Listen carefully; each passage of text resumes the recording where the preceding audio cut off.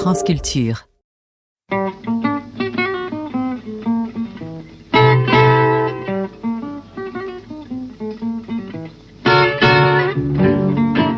Les nuits de France Culture, une mémoire radiophonique.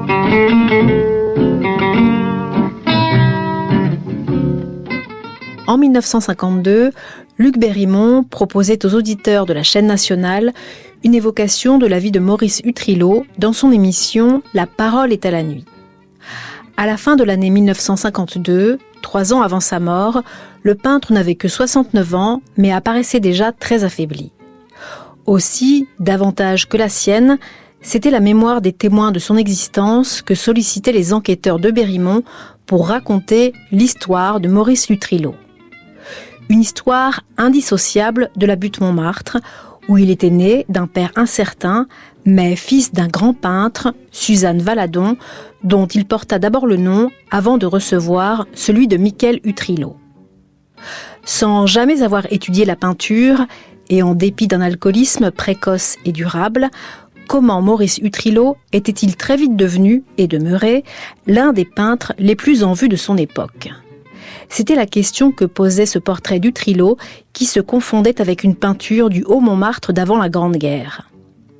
Des amis peintres, Edmond Euzé, Jean d'Esparbès, le lapin agile, la voix de Carco, des chansons pour chanter le Montmartre d'Utrillo et de Suzanne Valadon, avec le témoignage plein d'autorité de Madame Utrillo, Lucie Valor, et celui très impressionnant du peintre et poète Gazi, dit le Tatar, brouillé avec Utrillo et à jamais inconsolable de la mort de Suzanne.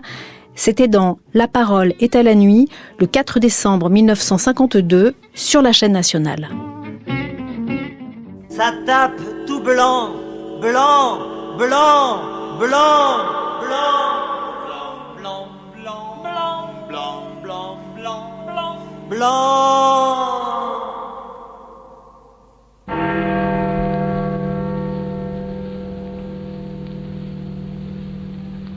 Maurice Utrillo, cette obsession du blanc que l'on retrouve partout dans vos plus belles toiles, dans vos plus grandes toiles, m'intéresse, m'inquiète.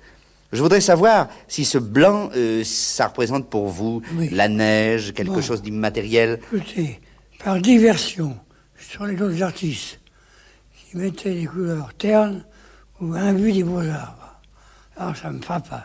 J'ai voulu faire une différence, et différencier d'eux. Paul Pétrides, vous êtes le marchand de tableaux de Maurice Utrillo.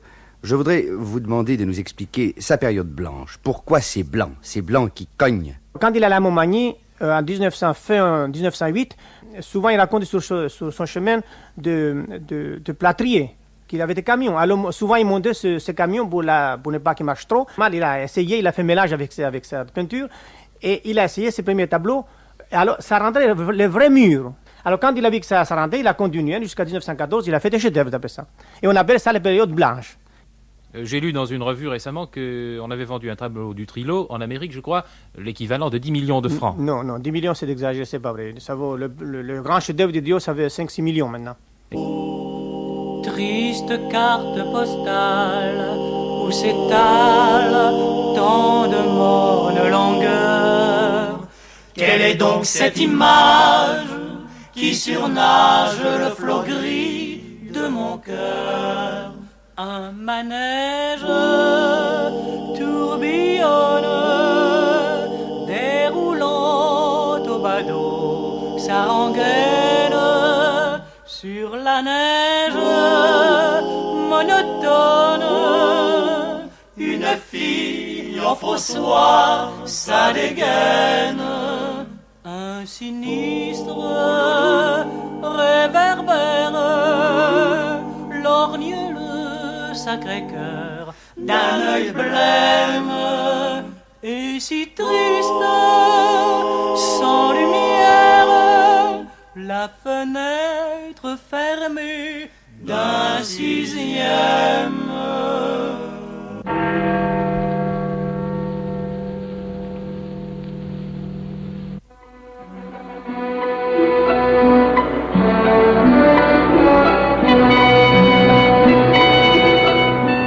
La radiodiffusion française présente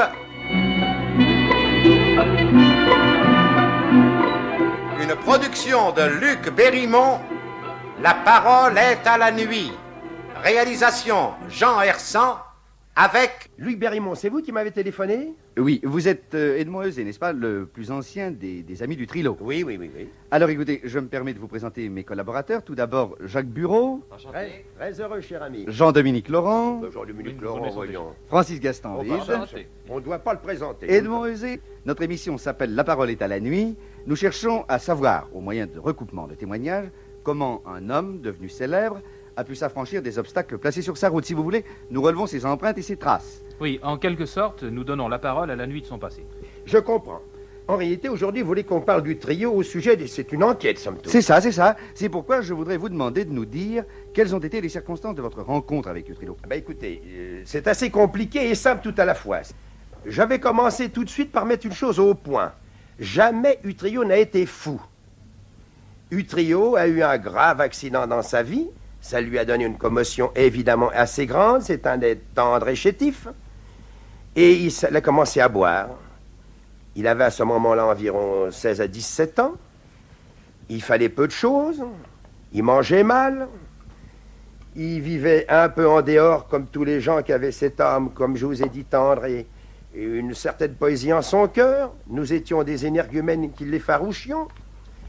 Et il se réfugiait, somme toute, dans la boisson pour retrouver un élément de vie et d'espérance.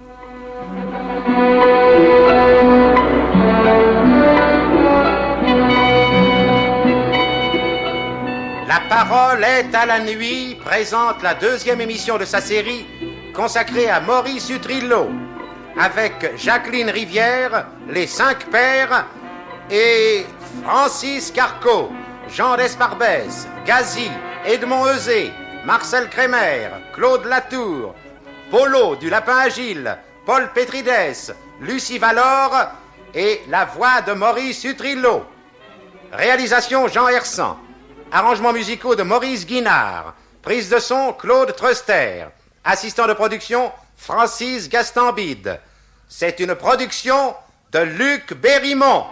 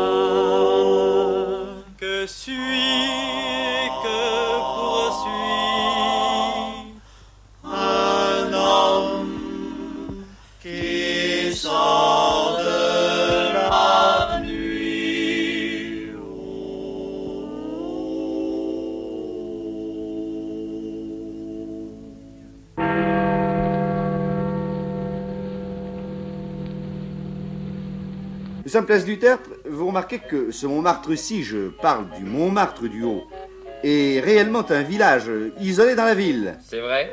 La frontière de Paris semble située rue Le Pic. Oui, ici, Paris ne passe pas, ou à peine.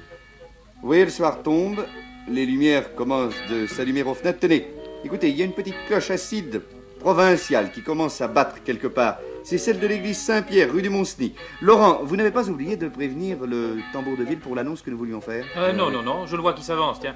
Il a le bas du visage emmitouflé dans un gros cache-nez de laine. Vous le voyez?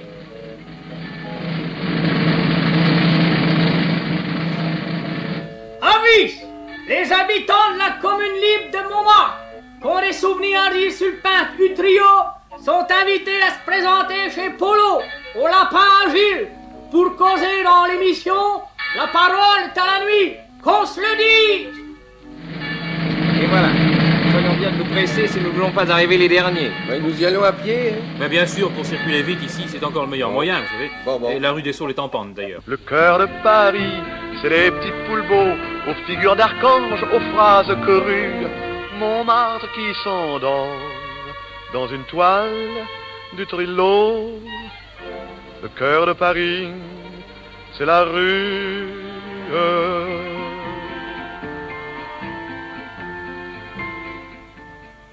Au flanc de la butte, le lapin agile réunit tous les souvenirs de ce qui a compté dans le passé, aussi bien dans la littérature que dans la peinture. On y trouve des souvenirs de Bruant, d'Apollinaire, de Salmon, de Carco, de Mac Jacob, de Dorgelès. Et vraiment, la liste est infinie des noms que l'on peut rassembler ici. On y trouve également, je vois, des souvenirs de Gaston Coutet, de Macorlan, de Paul Fort, de René Fauchois. Tout ça se passait évidemment au temps de Frédé et de Berthe. Il y a au mur des toiles de Derain, de Picasso, de Vandongen, de Vlaminck. Je vois là-bas un Modigliani, ici un Pasquine, ici un Leprun, un Chasse-Laborde, un Stellen, un Daragnès et un Utrillo. Polo, je voudrais vous demander quand et comment vous avez connu Utrillo ici, au Lapin? Oh ben, moi j'ai connu Utrillo après la guerre de 14, quoi. Quand je suis rentré de l'autre guerre, en 1919. Et dans quelles circonstances le voyez-vous? Oh ben, je le voyais rarement. C'est-à-dire que quand il s'échappait, quand il sortait, quoi. Il habitait près d'ici, je crois. Bah, rue Cortot, là, à 2 pas, avec sa mère. Avec Suzanne Valadon. Suzanne Valadon et Uther. Oui. Et Suzanne Valadon était souvent à sa recherche, je crois. Bah oui, c'était sa maman, alors c'est normal. Chaque fois qu'il s'échappait, on ne savait pas ce que ça allait donner, alors elle était très inquiète. Et elle le cherchait parmi les bistrots de la butte, quoi. Elle passait, elle me demandait, as-tu vu Maurice? Non, j'ai pas vu. Quand je le voyais, moi je lui disais, ta mère te cherche, sauve-toi, rentre chez toi. C'est tout, voilà. Est-ce qu'il travaillait chez vous? Ah non, moi je l'ai jamais vu travailler.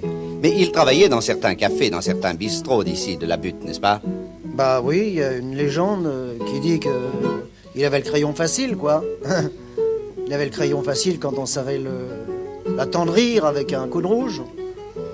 Mais moi, je ne l'ai jamais vu travailler. Je vois ici accroché au mur un autographe de la rue Saint-Vincent par Bruant. Je vais vous demander de nous en lire une strophe. On n'avait pas connu son père, et n'avait plus de mère. Et depuis 1900, elle meurait chez sa vieille aïeule, où qu'elle s'élevait comme ça, toute seule, rue Saint-Vincent. Jean d'Esparbès, le peintre et le poète, est un habitant de la butte. C'est également un voisin du Lapin. On le rencontre ici chez Polo. Chez Polo, il vient de temps en temps boire un verre. Et je crois que Jean d'Esparbès est un ami intime d'Utrillo. Logiquement, enfin, en vérité, je ne suis pas un ami intime d'Utrillo. Et quand j'étais gosse, Utrillo, le grand Utrillo que le monde entier admire, était déjà célèbre, alors que moi, je le regardais avec une profonde timidité. Je crois que même dans son entourage direct, on le connaît peu. Est-ce que vous l'avez quelquefois vu travailler? Non, jamais. Jamais. D'abord, il n'aime pas ça, et comme moi, je n'aime pas qu'on me regarde travailler, alors j'ai toujours respecté son mystère. Quand on est un peintre comme Utrillo, et qu'on a tellement senti la vérité de la vie, la beauté des murs, et des murailles, des maisonnages, on peut se permettre, quand on a son génie, de peindre d'après une carte postale. Oui, au fond, c'est un support. Simplement, tout simplement, oui. Et qu'est-ce qui comptait pour lui? C'était de mettre de l'âme sur de la muraille. Polo, est-ce que Utrillo avait des ennemis parmi les peintres du quartier? Parmi les peintres? Ah non, non. Je crois même, je puis vous affirmer qu'il n'avait que des admirateurs. J'en connais même un qui est pourtant un ténor de la peinture. Vlaminck, qui me faisait un jour une réflexion que je trouve tellement juste. Vlaminck me disait, en parlant des murs du trio, il me disait, ces murs sont tellement vrais qu'ils sentent la pisse. Dans le bouge en fumée, voilà qu'on voit entrer Monsieur Riche et sa poule, et la môme pilon s'approchant sans façon d'une voix avide et leur gros boule. Pour être régulier, on va vous présenter afin que vous soyez à la coule. Tout ce qui est ici, c'est du vieux, comme Gonzès et Merlot, on ne trouve pas mieux, c'est mon vieux. Et comment Maurice Utrillo juge-t-il sa période montmartroise? On a mis le feu à ses cheveux. Alors depuis... Des voyous. Et des bandes de voyous, dis-le Maurice. Oui, je parlais des voyous de Montmartre, des gens dénués, tout ça en quartier artistique. À Montmartre, il existait la vindicte publique contre moi. Mais enfin, Utrillo, c'est vous qui avez fait la gloire de Montmartre. C'est vous qui avez fait rayonner Montmartre dans le monde. Oui, bien sûr. Peut-être le savent-tu aujourd'hui. Tous les soirs, à Montmartre, la butte chante. chez Eugène, le compositeur Fernand Bousquet interprète ses compositions. Où sont-ils les amis, les copains? Où sont-ils, mes vieux balmusettes? Leur java au sein de l'accordéon. Où sont-ils, sans galette, avec un cornet de fritaderon? Où sont-ils donc? Il y a un homme là-bas qui semble nous attendre, hein? Ah oui, tiens, je vais le chercher, hein. Très bien. Ça vous dérange pas que je continue à jouer? Mais non, mais que je vous en prie, continuez à tourner votre part de barbarie. Je gagne ma croûte. Oui, d'accord. Bonjour, monsieur. Bonjour, monsieur. Comment vous appelez-vous? Marcel Crémer. Vous êtes du quartier, vous habitez près d'ici? J'habite rue Saint-Vincent. Ah oui, à 2 pas, en effet. Et vous avez connu Utrillo? J'ai connu Utrillo alors qu'il était au 12 et 14 de la rue Cortot. Mes parents étaient les concierges de la... Mais voyons, je ne sais pas, puisque vous étiez le fils du concierge, monsieur Crémer, n'est-ce pas? Oui. Vous avez vu travailler Utrillo? Je l'ai vu travailler. Écoutez, je me rappelle pour moi-même l'avoir vu qu'une fois dans la rue des Saules en train de faire une peinture. Les 3 quarts du temps, il faisait ses toiles d'après cartes postales. Moi-même et mes parents, ils ont fourni des cartes postales. La cathédrale de Reims sans feu, par exemple, qui a eu tant de valeur aujourd'hui, a été fournie par mes parents. Et votre père a conservé certainement des tableaux d'Utrillo. Il a une collection. Je vais vous expliquer, chez la famille, chez Madame Valadon, c'était souvent la gêne. Oui. Et alors, quand Madame Valadon avait besoin d'un petit aide, elle descendait à la loge et demandait à ma mère de lui prêter 60 sous, 10 francs, enfin, n'importe. Et dans les débuts, c'était bénévole, et puis un beau jour, mon père s'est mis en colère. Alors Mme Valadon, par la suite, venait avec des toiles. Et mon père, en rentrant à la maison, voyant la toile accrochée au mur, se mettant en colère, en disant « Je préfère qu'elle vende mon argent que de garder ses croûtes ». J'ai eu les plus belles vues, les vues de Corse qui ont une valeur maintenant formidable. Tout ça, j'ai vu accrocher chez mes parents. Alors qu'aujourd'hui, si je les avais, moi, je serais pas obligé de travailler. Et à quoi attribuez-vous les défauts d'Utrillo? Vous parliez de sa grand-mère tout à l'heure. Vous voyez, la grand-mère a été très faible avec lui. Elle le laissait faire, il faisait ce qu'il voulait. Après la guerre, alors là, les troquets de la butte Montmartre étaient à l'affût. Dès que Utrillo était en vadrouille sur la butte, c'est à qui il l'accrochait, il l'enfermait, des fois pendant quelques jours, il l'enfermait avec son consentement, certainement.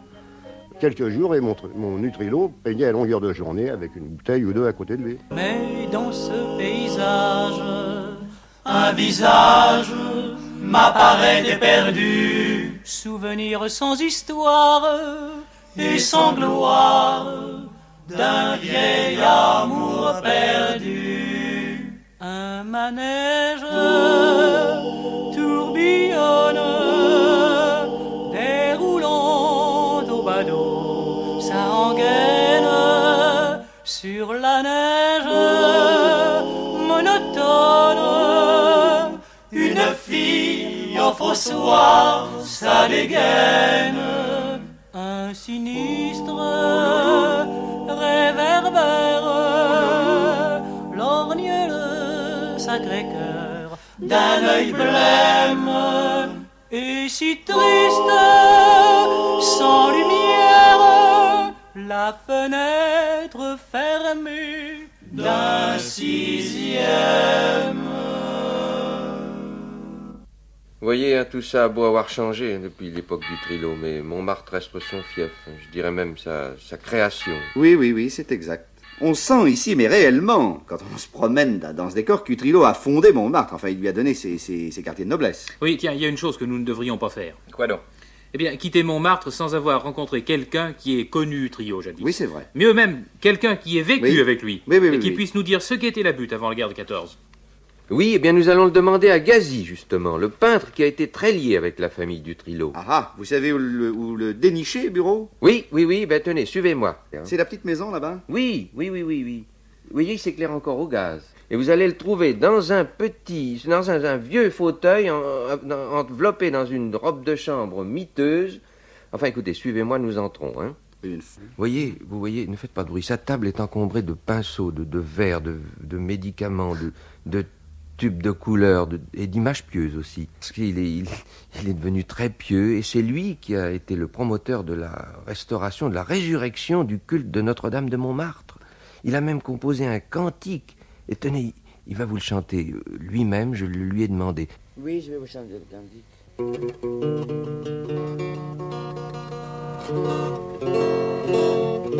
Oui, parce que je n'ai pas de voix, n'est-ce pas, maintenant, depuis avec la maladie. Alors, l'introduction, je vais la siffler. Hein? Oui. L'introduction.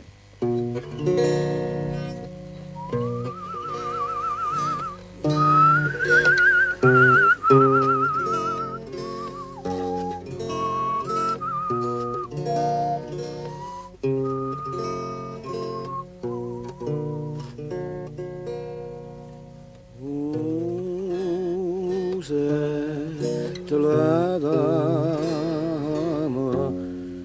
de Montmartre et autres lieux,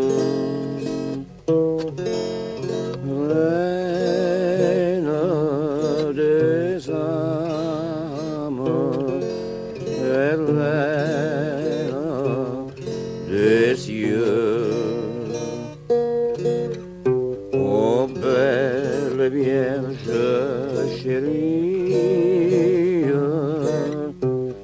oh notre mère et amie, oh notre amour est à vous pour toujours. La plupart des personnes qui s'intéressent aux choses de l'Église et de la Sainte Vierge, n'est-ce pas, connaissent déjà la belle histoire du caillou. J'avais, n'est-ce pas, une maman d'adoption qui est morte depuis 14 ans, n'est-ce pas, et je l'appelais ma mère, n'est-ce pas, et je vivais avec elle les dernières années de sa vie, et elle connaissait très bien mes sentiments religieux, n'est-ce pas, et elle était anarchiste, elle ne croyait pas, elle n'avait pas la foi. Pourtant, c'était une femme extraordinaire, n'est-ce pas? Quant à la bonté, à la gentillesse, elle n'avait que des qualités. Qui était-ce? C'était une très grande artiste que tout le monde connaît, c'est Suzanne Valadon. Elle avait 14 ans en 1881. Elle me dit, voilà, un dimanche, je jouais avec les demoiselles de mon âge, n'est-ce pas? Derrière le moulin de la Galette, dans le maquis, il y avait le maquis autrefois. Je suis tombé, je me suis fait mal au genou. Et la petite chèvrière, il y avait encore des chèvres sur la butte, à ce moment-là. Alors elle me dit, Maria, viens, parce que ma mère s'appelait Maria, de son vrai petit nom, n'est-ce pas? Elle lui dit, Maria, viens avec moi chez ma grand-mère, dans le bas du maquis. Mais ce qu'elle voit, c'est un caillou, une sorte de pierre, n'est-ce pas? Alors il dit, pourquoi cette pierre sous la cloche de verre? Et alors il raconte une histoire extraordinaire. Il dit, voilà, mon grand-père, pendant la Révolution, eh bien, il a fait comme les autres. Il a suivi le mouvement. Eh bien, il est allé avec d'autres, n'est-ce pas, piller l'abbaye de Montmartre. Mais comme il était pieux, en cachette, il a ramené un souvenir. Alors, il a ramené un morceau de la statue de Notre-Dame de Montmartre. Alors, je me dis, alors, il y a où ma mère se trompe, n'est-ce pas, depuis tant d'années, n'est-ce pas, hein? Elle confond avec une autre Notre-Dame. J'ai senti que là, j'avais une mission à remplir. Il fallait ressusciter Notre-Dame de Montmartre. Je retrouve les souvenirs de Notre-Dame de Montmartre. Tout le passé fabuleux, n'est-ce pas, de Notre-Dame de Montmartre, qui remonte à Saint-Denis, premier évêque de Paris. Donc, la dévotion à la Vierge la plus ancienne de l'île de France. Et voilà que si je suis entrefait, il se produit le premier miracle de Notre-Dame de Montmartre. C'est le retour à la foi de ma mère d'adoption, qui avait toujours vécu dans l'anarchie. Alors, voilà, il me dit, je veux la croix que tu portes à ton cou. Alors, étonné, moi je dis, mais pourquoi faire? Elle me dit, c'est pour la mettre à mon cou, et tout de suite. Ça a été la plus belle soirée de ma vie, naturellement. J'ai embrassé ma mère, je lui ai donné la croix. Elle l'a mis à son cou, elle rayonnait de joie, n'est-ce pas? Et alors, elle me dit, mais ce n'est pas tout. Je ne veux pas monter me coucher ce soir, tant qu'il n'y ait pas la tête du Christ à la tête de mon lit. Mais je veux qu'elle soit dessinée par toi. Et alors?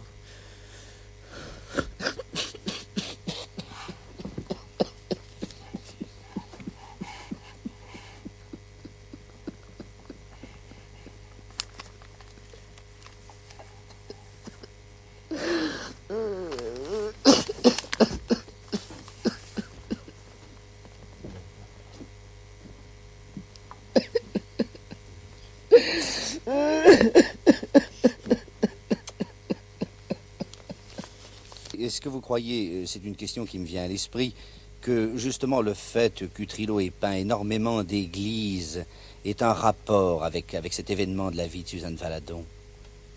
Ah non, Maurice, n'est-ce pas, Maurice était marié à ce moment-là, il était parti, il ne vivait plus à la maison, n'est-ce pas? Non, et naturellement, n'est-ce pas, je n'ai rien à dire de Maurice, aujourd'hui, n'est-ce pas, nous ne nous voyons pas. Nous ne voyons pas parce que nous ne nous comprenons pas. Nous ne nous comprenons pas, je ne veux pas dire autre chose, je n'ai rien à dire de lui, je ne parle que de ma mère d'adoption, qui est sa mère aussi, n'est-ce pas, naturellement, et je ne veux pas, n'est-ce pas, envenimer les choses, n'est-ce pas, dans nos rapports, qui sont déjà bien mauvais, n'est-ce pas. Ce Montmartre d'aujourd'hui, n'est-ce pas, vous me dites qu'il n'est plus du tout le Montmartre que vous avez connu. Oui. Je voudrais vous demander simplement une petite image du Montmartre que vous avez connu. C'était un petit village à l'époque. Montmartre, aujourd'hui, n'est-ce pas, au mois de janvier, au mois de décembre, place du Tertre et rue Normance, on retrouve l'atmosphère de la rue Fontaine et de la place Pigalle. Hein? Donc, ce n'est plus du tout la même chose, n'est-ce pas? Mais autrefois, quand on quittait Paris, un soir d'hiver, pour monter sur la butte, on rentrait dans le silence. Hein? On se plongeait dans le silence. Alors, eh bien, plus de lumière éblouissante. Hein? Le noir, mais le bon noir. Le noir bleu, sombre. Hein? Et avec des pointes d'or. C'était les petites lumières, n'est-ce pas, des petites fenêtres, des masures de Montmartre. Et ces lumières-là, c'était de l'or pur, du vrai, l'or de l'amour. On entendait, hein, quand il y avait de la neige, de loin, quelqu'un qui marchait, écouter, n'est-ce pas, justement, le bruit du vent. Regarder les belles étoiles, à loisir, marcher, sans avoir peur d'être écrasé par une voiture, n'est-ce pas? Eh bien, aujourd'hui, tout ça, c'est fini.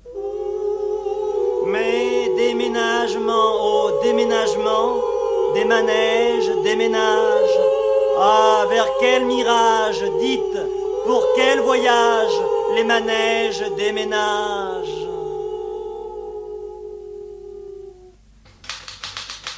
Bon, eh bien, messieurs, les images que nous avons pu recueillir du Haut-Montmartre sont extrêmement alléchantes, mais vous n'ignorez pas que rien n'est encore fait en ce qui concerne notre travail, hein? Eh non. Bien évidemment. Il nous reste à nous rendre au Vésiné, à interroger Maurice Utrillo et sa femme, Lucie Valeur. Bon, eh bien, Laurent et Gastambide, Oui. continuez de recueillir les témoignages de votre côté. Oui. Bureau, je vous emmène avec moi. D'accord. Chacun voit bien ce qu'il a à faire, hein? Oui, oui, parfaitement. Bon, alors, très bien. Séparons-nous et nous nous retrouvons ici pour confronter les résultats.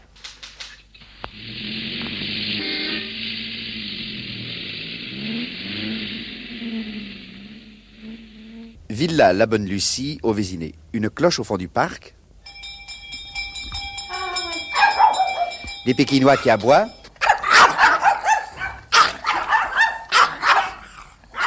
Je vois que le thé est prêt. Madame Valor. Ici, c'est le hall. Le hall. Avec ces grandes fresques que j'ai fait faire, vous voyez, par mon grand artiste. C'est la rue du Mont-Cenis. Et dans Utrillo, n'est-ce pas, il y a toujours cette obsession, ce que je disais tout à l'heure, il y a toujours cette obsession du blanc et du noir, toujours cette pesanteur du ciel, ce drame du ciel sur une espèce de blancheur terrestre, n'est-ce pas? Car Utrillo, au fond, est un très grand poète, mais vous le disiez justement, un très grand poète enfant, n'est-ce pas? Il a gardé ce don de l'enfance qui fait le grand poète. Alors, ici, c'est le salon consacré à Utrillo, avec toutes les œuvres que Utrillo a voulu m'offrir pour certaines occasions, pour mes anniversaires, pour Noël, pour le jour de l'an. Alors, on en a fait, là, comme vous voyez, tout à fait un coin utrilesque. La salle à droite, elle est un hommage à notre grande Suzanne Valadon. Vous voyez, monsieur, ces belles œuvres, ces beaux nus et tout, et Utrillo m'en a su tout à fait gré d'avoir, n'est-ce pas, pensé à ça, parce que comme ça, il peut vivre au milieu, vraiment, de l'œuvre de sa mère qui chérissait. Mais dites-moi, est-ce que quelques-unes de ces toiles ne représentent pas, justement, Maurice Utrillo? Est-ce que Valadon ne prenait pas son fils pour modèle, à certains moments? Oui, monsieur. Enfant, Utrillo vous dira, les petits garçons, c'était moi, Et puis, les petites filles, c'était la fille de la concierge. Et plus tard, les petits jeunes gens et les éphèbes. Car vous voyez comme il a gardé cette silhouette mince, cette silhouette de jeune homme. Maurice Utrillo, est-ce qu'il y a eu, dans votre vie d'enfant, en dehors de la peinture de votre mère, un très grand choc pictural?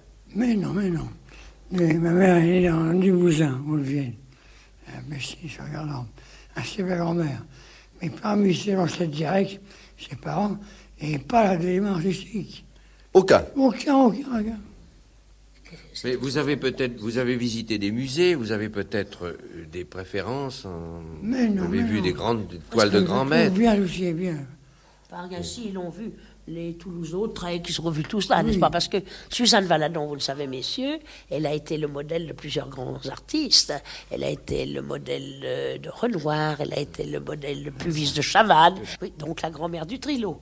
Tenez, c'est la grand-mère que vous apercevez là-bas, vous voyez, ce beau dessin. Cette grand-mère, qui était blanchisseuse, blanchissait monsieur Toulouse-Lautrec. Et Suzanne allait porter du linge à Toulouse-Lautrec. Et elle s'intéressait toujours beaucoup à tous ces dessins et à tout ça. Et alors, Toulouse-Lautrec, il voyait cette petite femme espiègle et tout. Et Degas, c'était la même chose. Ils se parlaient entre eux, justement, de cet enfant qui avait l'air de s'intéresser tellement. Et plus tard, Suzanne Valadon me l'a raconté combien de fois. Elle avait une chambre sous une soupente, comme ça de là-haut, n'est-ce pas, au 6e. Elle se penchait très avant, avec un papier et un crayon, et elle dessinait toutes les jambes qu'elle voyait passer sur le boulevard. Je crois que c'était le boulevard Rochechouart. Alors, elle faisait des dessins de toutes ses jambes en mouvement, et les bras et tout. C'est là qu'elle commence son dessin, sans avoir jamais reçu une leçon. Oui. Quelle affaire, cette famille. C'est extraordinaire, oui. Mais selon vous, alors, le métier d'Utrillo, n'est-ce pas, qui est extraordinaire. Extraordinaire. N'est-ce pas, est absolument instinctif. Instinctif. Il n'a pas appris. Il n'a pas appris. Il n'a pas vu il n'a pas visité les musées. Il n'a rien visité. Il n'a pas de formation artistique. Au contraire, on a évité, on dirait presque. Il en a entendu parler par sa mère, il a vu des choses. Il n'a peut-être jamais tant vu de peinture que depuis qu'il est mon mari à moi, parce que je l'ai tout de même promené. Je l'emmène en voyage et il voit beaucoup de choses. Vous savez certainement, maître, qu'il existe une chanson, une très belle chanson de Jacques Plante, intitulée Utrillo. Oui. Que pensez-vous de cette chanson? Une vache enregistrée. Oui. Oui. Eh bien. La première fois qu'il a entendu à Langoureuse, cette valse du trio, la première fois qu'il l'a entendue, il a bien pleuré, messieurs. Il était assis là dans ce coin, et lorsqu'on a fait marcher ce disque, et j'ai un jour eu Jean Sablon, pour ce 15e anniversaire de mariage, il a été incapable de nous la chanter. Alors, je m'en souviendrai toujours de ça. Et on a été obligé de la faire marcher avec le disque. Eh bien, Utrillo pleurait à chaudes larmes en l'entendant. Il a dit ça. C'est vraiment toute ma vie.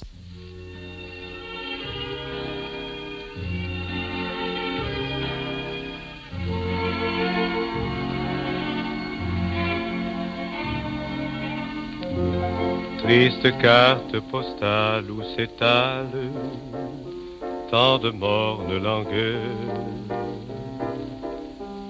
Quelle est donc cette image qui surnage le flot gris de mon cœur?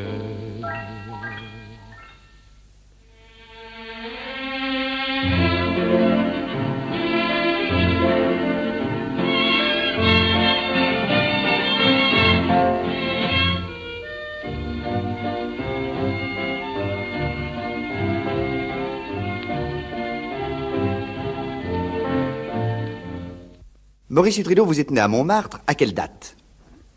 Je suis né exactement à Cliancourt, à l'église de Cliancourt, le 25 au 26 décembre 1883.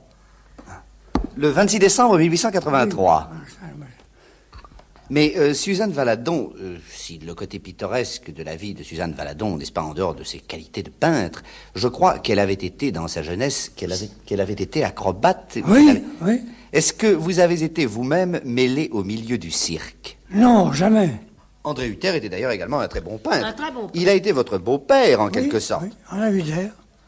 N'est-ce pas? Est-ce qu'il vous a aidé à découvrir la peinture? Est-ce que... Mais non. Il peignait plutôt bien. Son père était pompier. C'était un vétéran en Italie. Mais pas un milieu artistique.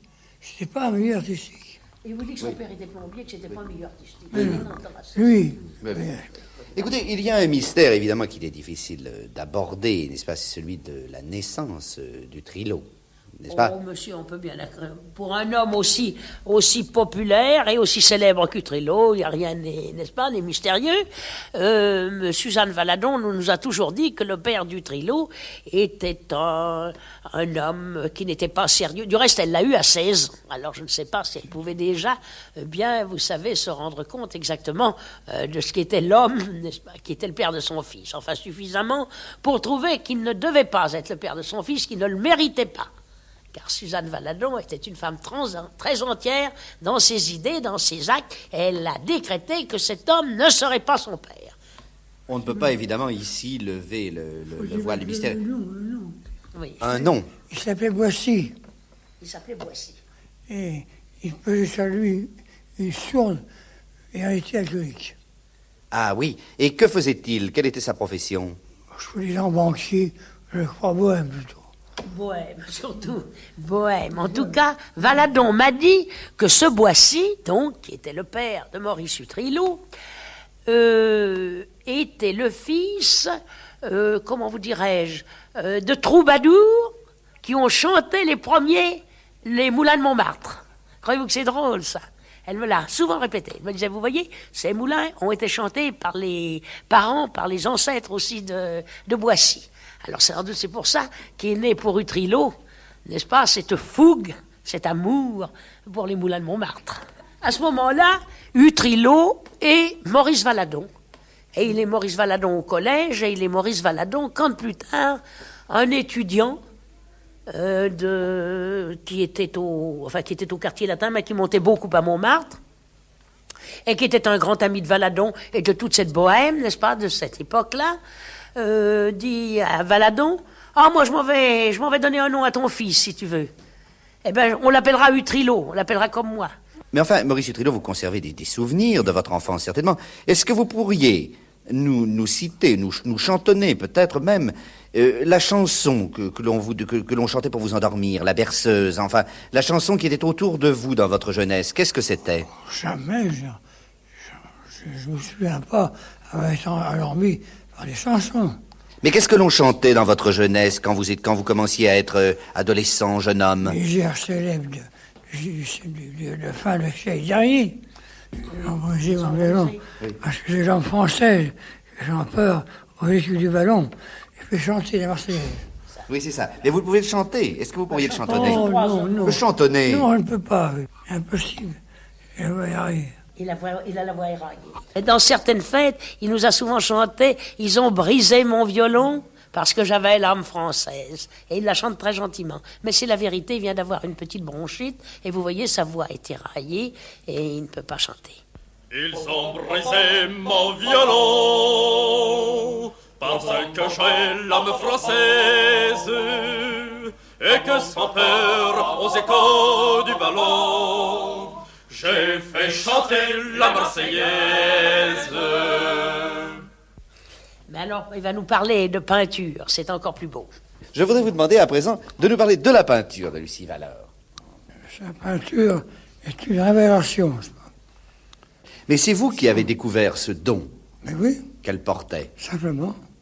Elle ne peut rien envier aux femmes peintes impressionnistes ou autres. Quel est son sujet préféré? Les fleurs. Est-ce que vous pensez qu'il y ait eu une influence exercée par vous sur la peinture de votre femme? Jamais de vie. Ce qui arrive à dire que jamais Valadon n'a une leçon, jamais Utrillo n'a une leçon, et aujourd'hui Lucie Valeur n'en a pas non plus. Maître, vous avez été au collège. À quel collège avez-vous été?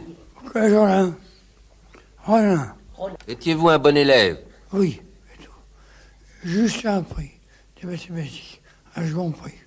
Les mathématiques, c'est là où il était si fort. C'est surtout en mathématiques qu'il était si fort. Et c'est pour ça qu'un jour Valadon a dit, eh bien, mon Dieu, qu'est-ce que tu veux faire, Maurice? Tu ne nous dis pas, tu as un penchant pour ceci, un penchant pour cela. Ah ben, j'aime les mathématiques. Eh ben, on va te mettre au Crédit Lyonnais. On le met au Crédit Lyonnais, et puis alors, l'histoire nous raconte que le premier client qui est arrivé avait un chapeau sur la tête, et puis Utrillo a pris sa règle, et puis lui a envoyé balader son chapeau jusqu'à l'entrée de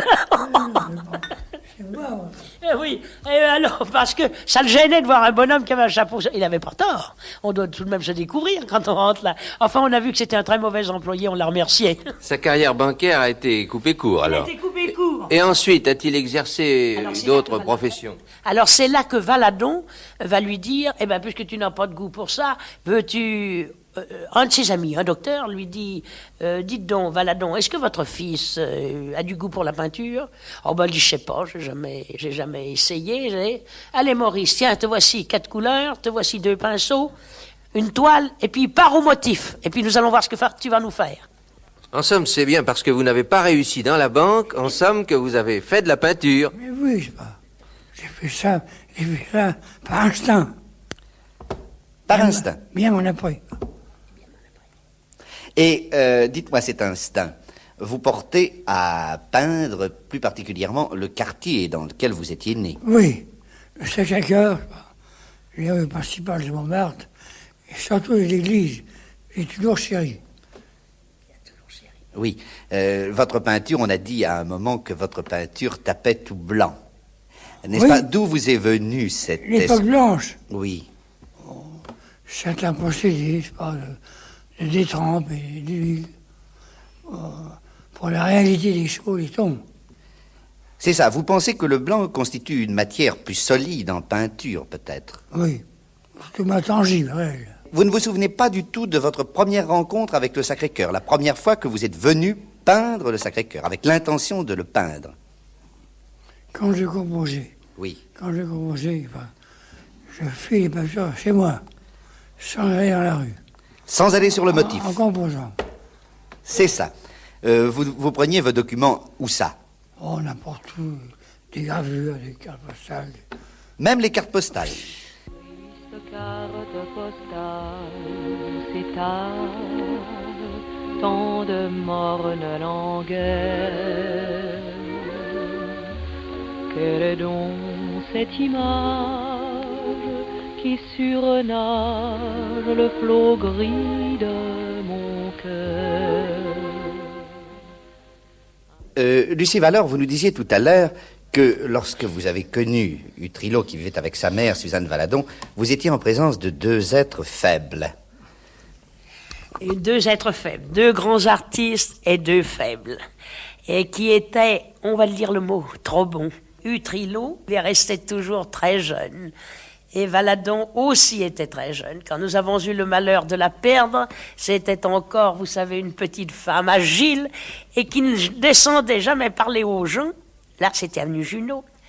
Qu'à Califourchon sur sa rampe d'escalier. Jamais elle ne prenait un escalier. C'était toujours à Califourchon qu'elle descendait. Et à ce moment-là, Valadon avait 74 ans. Madame Utrillo, je voulais vous demander si Suzanne Valadon, à la fin de sa vie, se souvenait encore de cette époque du cirque. Elle nous en parlait souvent de cela, surtout avec monsieur et madame Cocchio. Vous savez, Cocchio. Oui, elle a pas mal travaillé au Cirque Molière. Elle nous parlait avec madame Cocchio, qui fut elle-même une femme de cirque et qui montait en haute école.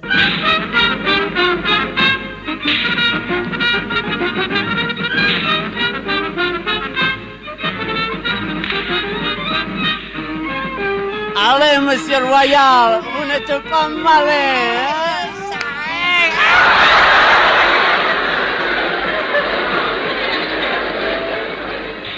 Monsieur, c'est ce que je trouve, n'est-ce pas? C'est qu'on a tout de même emmuré mon grand artiste dans ce Montmartre. Oui. Dans ce Montmartre. Parce que maintenant, Utrillo vient chaque année à la Côte d'Azur, où nous passons 2 mois et demi, et il est quelquefois tenté par la mer, par les beaux paysages du Midi, et alors, son marchand qui est toujours en relation avec lui, parce que tous les 2 ou 3 jours, nous recevons des lettres, ou le téléphone, il dit « Oh, mon cher maître, vous savez, ne me faites rien du midi, vous savez, c'est pas ce qu'on veut, on veut du Montmartre, on veut une rue de Paris. » Alors, on a donc emmuré ce grand maître, toujours dans tout ce qui est Montmartre. Qui est ce marchand? C'est Paul Pétrides.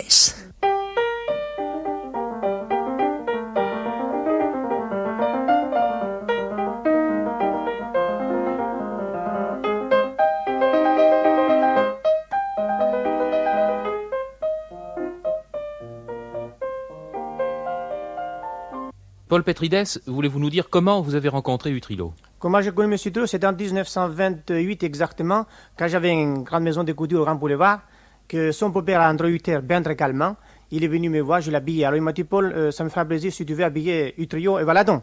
Et j'ai accepté volontiers parce que j'admirais et je voulais surtout voir Utrillo. Alors il m'a amené à Avenue Junot, j'ai vu M. Utrillo qui habite avec sa mère Suzanne Valadon. Alors là, j'ai fait sa connaissance, j'ai vu quelques tableaux chez lui qui me plaisaient beaucoup.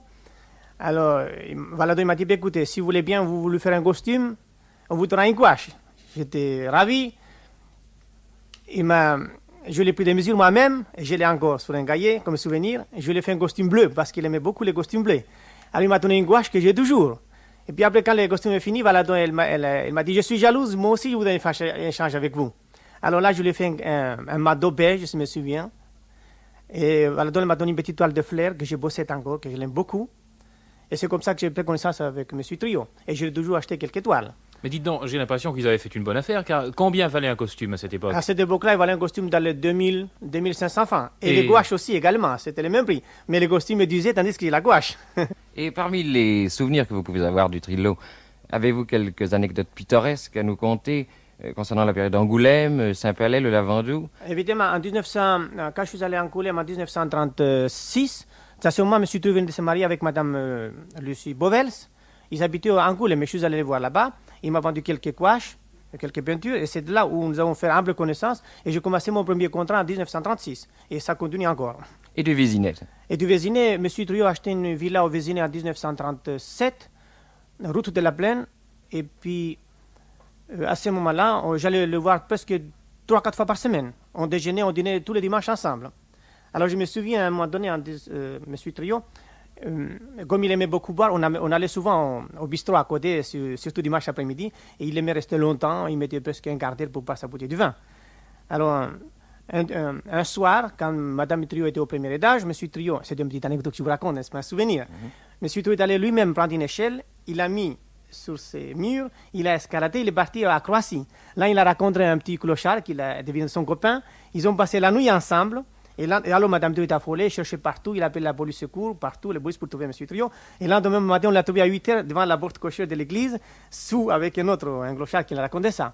Mais M. Utrillo n'a pas manqué l'occasion, il a fait un gros cul de l'église de Croatie, et quand il est rentré chez lui, le lendemain, il m'a fait une église, un petit chef-d'œuvre, que je l'ai bossé 2 jours.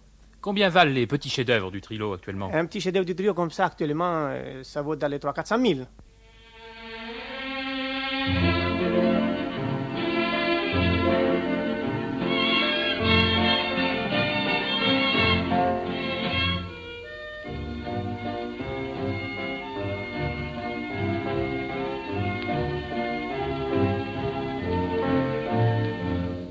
Enfin, peut-être faudrait-il en finir avec cette légende de l'ivrogne tombé dans le ruisseau, vous ne croyez pas? Cette image d'Épinal que l'on nous présente sans arrêt d'un Utrillo hagard, perdu dans ses fumées.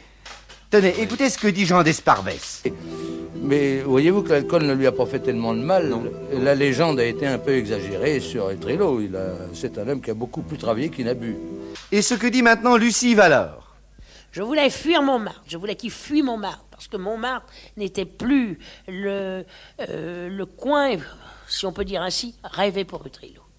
Trop de cabarets, trop d'histoires, trop de gens qui viennent trinquer tant que la journée dure, ça n'était plus possible. Ça rentrait encore dans ma tâche de soustraire Utrillo à cette habitude funeste qu'il avait eue, le vin. Vous permettez, maître, que je vous demande ce que vous trouviez dans le vin rouge. Est-ce que c'était pour vous une source d'inspiration? Je trouve le vin une chose divine, n'est-ce pas? Nécessaire à l'homme. On ne peut pas en abuser. On ne peut pas s'avaler, c'est pas barbe à la brute. Mais voyons, c'était pour vous une source, Madame Valor le dit très justement, d'inspiration ou d'évasion? L'inspiration et d'entrain. Oui. Pour pouvoir aider. Oui, c'est la chaleur de l'amitié. Et ce que dit Paul Pétrides, son marchand de tableaux? La passion du verre rouge, évidemment, oui, c'est exact. Quand en allant de Paris à Pierrefitte, il rentrait souvent et s'arrêtait devant le bistrot et il buvait. Il était jeune à ce moment-là. Et alors, quand on commence jeune à boire, je crois qu'il a pris l'habitude et il aime ça, comme eux. Parce que c'est un grand génie comme Verlaine, comme tout le monde qui aimait le vin. Et ça lui est resté. Il part comme un ouvrier.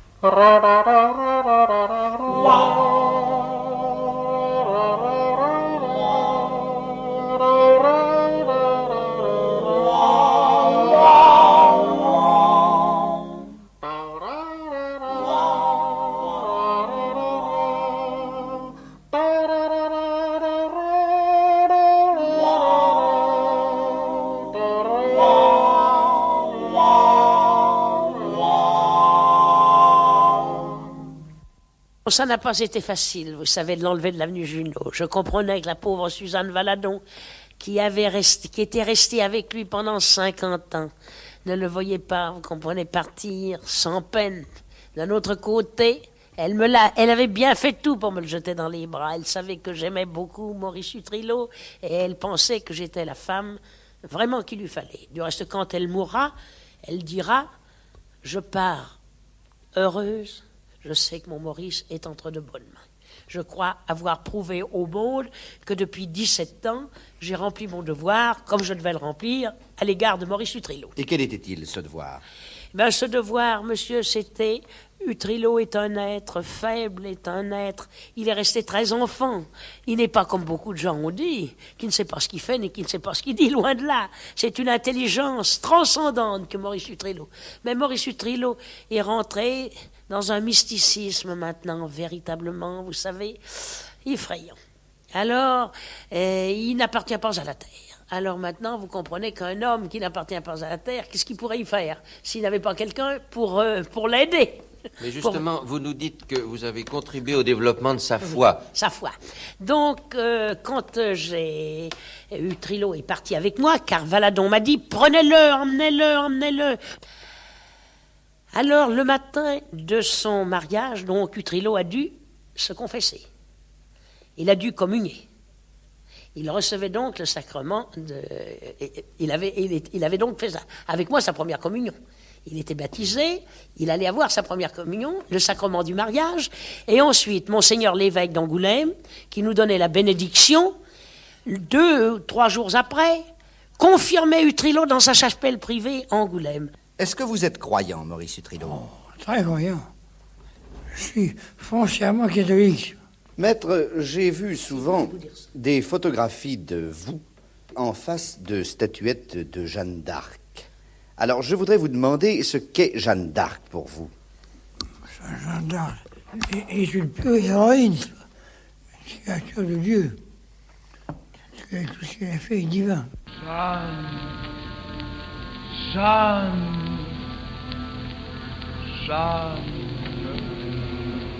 qui m'appelle? Qui est-ce qui m'appelle? Qui est-ce qui a dit Jeanne? Mais que sont devenus les amis d'Utrillo, Lucie Valor? Eh bien, il avait comme ami ce pauvre Chaudoin, qui était un chimiste du reste connu. Au début de votre carrière, je crois qu'on compte Picasso et Modigliani, n'est-ce pas? Toi. Oh, sa bonne Lucie, oh, et puis il vous montre sa bonne Lucie, moi. Mais ton bon ami, c'était Modigliani, le beau Modigliani. Et que pensez-vous de Picasso? Je l'ai connu même en 1904, quand je commençais à peindre. C'est ça, vous étiez des amis, enfin. Oui. C'est destiné, il payait très bien, mais il s'est tenté par le cubisme. Il est déformé. Il est déformé. Il a eu... Max Jacob était un de ses amis. Il avait Francis Carco, mais pas de trop. Et je ne lui en ai pas jamais connu d'amis intimes, je peux le dire. Des amis intimes, je n'en ai jamais vu à Utrillo. En quelque sorte, vous êtes la seule présence humaine autour de Maurice Utrillo. Oui, monsieur. Ici, à la maison, monsieur, ce n'est que le travail. Tant mes serviteurs, Utrillo, moi, tous, nous ne vivons que pour le travail. Et alors, je vais vous dire une chose, c'est si j'ai acheté cette villa, c'est parce que cette propriété a abrité Bourdelle et que Bourdelle est mort, tenez, vous voyez, dans le coin, là, à côté de la cheminée, dans le salon. Vous aviez Maurice Utrillo bien à vous. Et j'avais Maurice Utrillo bien à moi.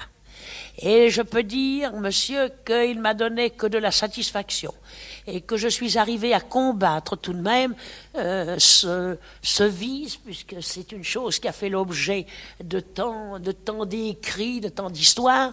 Eh bien, je ne lui ai pas, comme je vous le disais tout à l'heure, je n'ai pas voulu l'enseverer. Pas du tout. Il en a toujours eu, mais ça a été dosé. Quel est l'horaire d'une de ces journées, par exemple? Il reste très tard au lit parce que le matin, jusqu'à midi, il médite.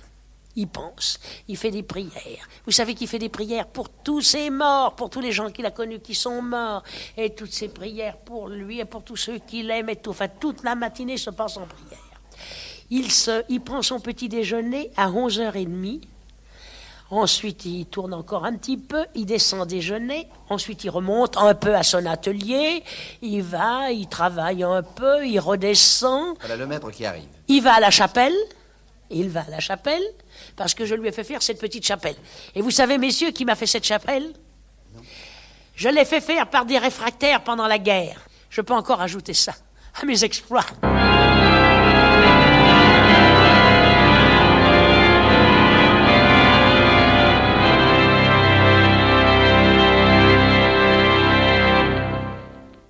Maître, je vois que vous faites preuve d'une grande piété dans votre vie de chaque instant. Oui. Nous venons de passer à l'instant devant un buste du poète Émile Verhaeren, qui est ici Oui. dans le grand hall de votre villa. Oui. Et j'ai vu que vous vous signiez, que vous faisiez le signe de croix en passant. Il est mort tragiquement, assis dans le chemin de fer. C'est une coutume de votre vie, n'est-ce pas, quand vous passez devant l'image de quelqu'un que vous aimez et qui est mort, de vous signer. Tous les personnages, surtout les proches parents, ou les gens intéressants, les gens qui font mal dans l'histoire.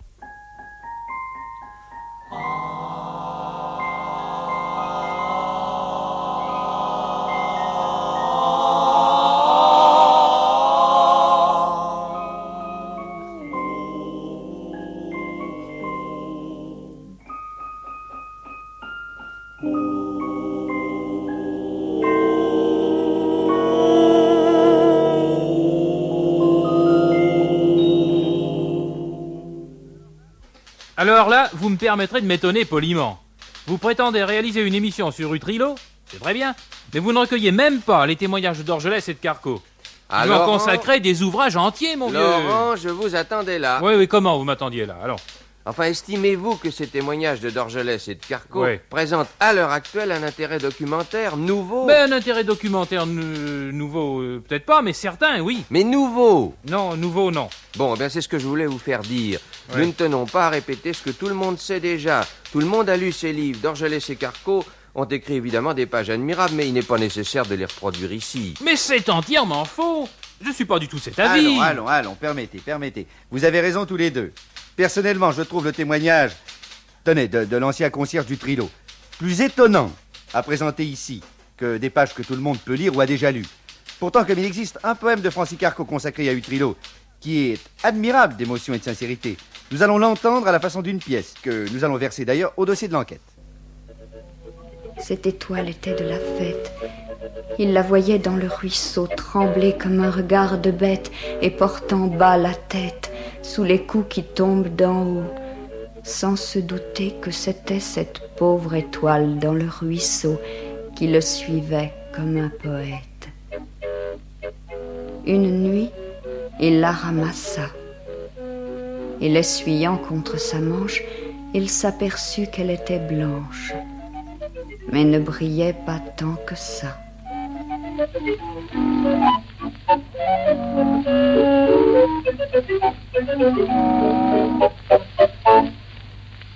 Écoutez maintenant ce que dit Francis Carco lui-même. Utrillo n'était connu sur la butte qu'en raison de ses excentricités de toutes sortes et des cuites effarantes qu'il prenait au vin rouge avant d'être conduit au poste où les flics ne s'occupaient pas plus de son nom que de ses tableaux. Les amateurs qui font actuellement grand cas de l'admirable manière blanche du peintre n'étaient au fond pas plus curieux que les agents de sa barbouille. Tapage nocturne et injures aux représentants de l'ordre figuraient invariablement sur les procès-verbaux que ces messieurs lui dressaient et déposaient sur le bureau du commissaire. Il advint par la suite que pour avoir la paix avec Maurice dont les vociférations ameusaient le quartier, un chef de poste plus avisé que ses collègues eut à beau soir l'idée de le faire peindre avant de le remettre en liberté le lendemain. C'est ainsi qu'on put bientôt voir des Outrillots partout au commissariat de police de la rue Lambert. Quelques-uns servaient de sous-main, car l'artiste avait fini par enduire de peinture jusqu'au calendrier qu'il décrochait des murs, puis mettait à sécher près du poêle. « Allez, Momo, disaient les flics, fais-nous une petite vue de Montmartre au lieu de râler. » Et comme le malheureux savait par expérience qu'il achèverait sa nuit au Gnouf, s'il n'obtempérait pas aux suggestions de ces messieurs, il avait obtenu du commissaire l'autorisation de ranger sa boîte à couleurs dans un placard, où son premier soin était, même ivre-mort, de la réclamer à ses anges gardiens. Il y a mieux encore. Quand les cartons ou les toiles du Trillo commencèrent à valoir 300 ou 400 francs, les agents ne se contentaient plus de ramasser le peintre dans la rue. Ils le guettaient dès qu'il sortait de chez lui et l'emballaient avant qu'il eût commis le plus petit délit. Maurice se laissait arquincher.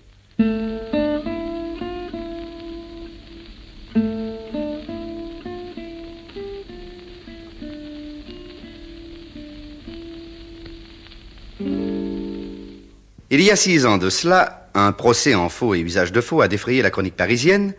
La prévenue se nommait Claude Latour, elle était accusée d'avoir fabriqué des Utrillos et fut condamnée à payer d'importants dommages et intérêts. Voyons, Claude Latour, si on regarde physiologiquement cette peinture, comment peut-on la démonter? Qu'y a-t-il d'abord? Ah, ça, c'est un peu difficile à expliquer. Si je vous disais qu'un maçon commence par le toit à sa maison, ça vous semblait drôle. Et c'est pourtant un peu comme ça que Utrillo peint. Il n'y a pas d'abord une architecture de la toile, c'est-à-dire un premier dessin. Ah si, il fait un dessin, même très serré à la règle, souvent. Mais vous avez fabriqué, vous, de faux Utrillos par plaisanterie. À combien estimez-vous le nombre des faussaires dont le but est intéressé, qui font ça pour de l'argent? Oh, 1 millier, je crois que je suis en dessous de la moyenne. Est-ce que les Utrillos qui se trouvent sur le marché ont une chance d'être vrais? Chez Pétrides, probablement. Et chez Utrillo? Chez Utrillo, presque certainement.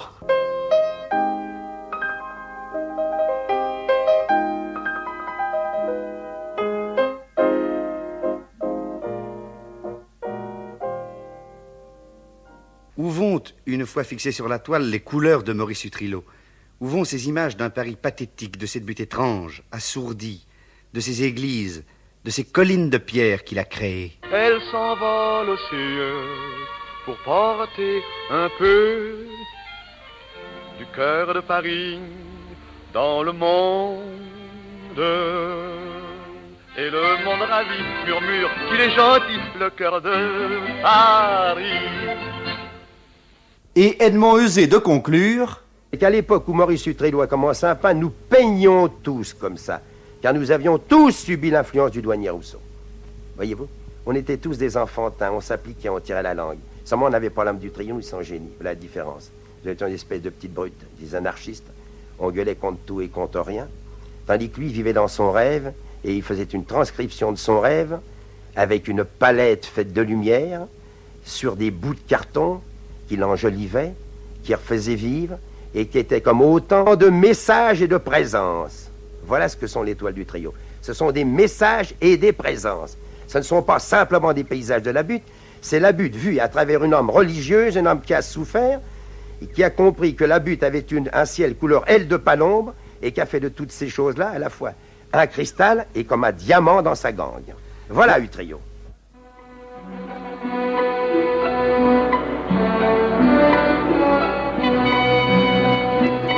La radiodiffusion française vous a présenté une production de Luc Berrimont, La parole est à la nuit, consacrée ce soir à Maurice Utrillo, avec Jacqueline Rivière, les 5 pères et Francis Carco, Jean d'Esparbès, Gazi, Edmond Euzé, Marcel Crémer, Claude Latour, Polo du Lapin Agile, Paul Pétrides, Lucie Valor et la voix de Maurice Utrillo. Réalisation Jean Hersan. Arrangements musicaux de Maurice Guinard. Prise de son Claude Truster. Assistant de production Francis Gastambide. C'était une production de Luc Berrimont.